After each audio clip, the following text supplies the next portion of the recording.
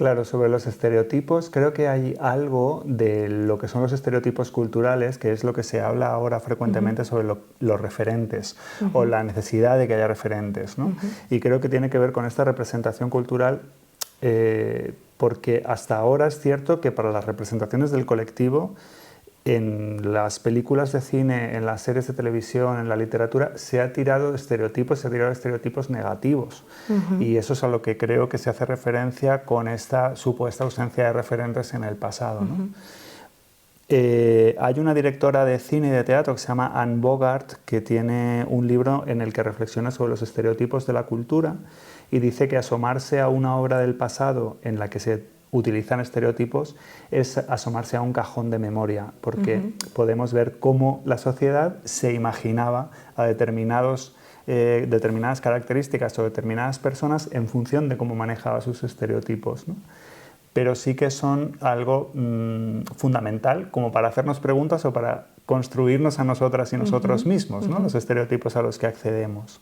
O sea, yo creo como que las referencias es algo necesario para crear nuestras identidades.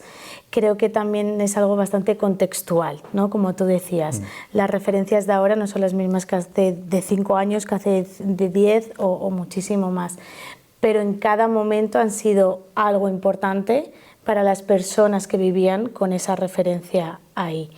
Es verdad que si vemos referencias antiguas nos pueden limitar, ¿no? Están compuestas de estereotipos que ahora lo vemos como estereotipos, a lo mejor en ese momento no se veía como tal. Yo creo que no solo cuando miramos al pasado, sino que en realidad ahora también se está representando lo queer desde el mainstream o desde lo que el mainstream cree que es lo queer, ¿no? Se está dando como una imagen que por una parte es restauradora, pienso en Pose, pienso en Heartstopper, pienso en las series contemporáneas que me parece que por un lado son restauradoras de una imagen que durante muchos años ha sido muy negativa, pero que por otro lado también son limitantes. O sea, ¿qué pasa cuando tu identidad, tu persona no se ubica dentro de esas referencias? Claro. Que al ser mainstream son aceptadas socialmente, generalmente, pero ¿qué pasa cuando tú no encajas dentro de ellas?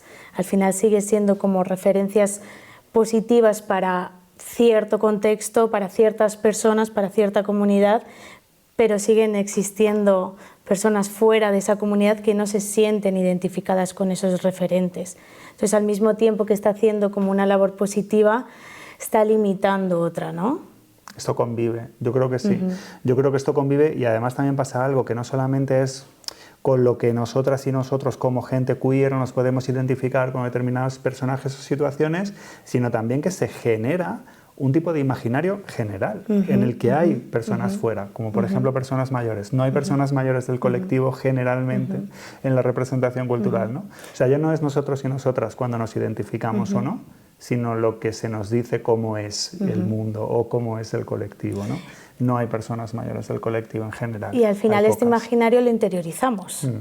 Y aquí viene también una problemática. Cuando interiorizamos, tanto como personas individuales y como comunidad, que no existe un colectivo queer de mayores. No nos ubicamos ahí. ¿Qué pasa? No lo atendemos, no sabemos sus necesidades, no sabemos sus deseos, no sabemos lo que quieren.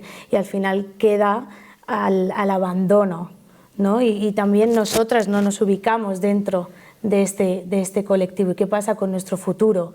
¿Qué pasa con cómo nos imaginamos? No sabemos. Hay como todo un desconocimiento ahí, ¿no? Y una ignorancia también. Que eso también se refleja o no se refleja, y eso es lo que construye el estereotipo, ¿no?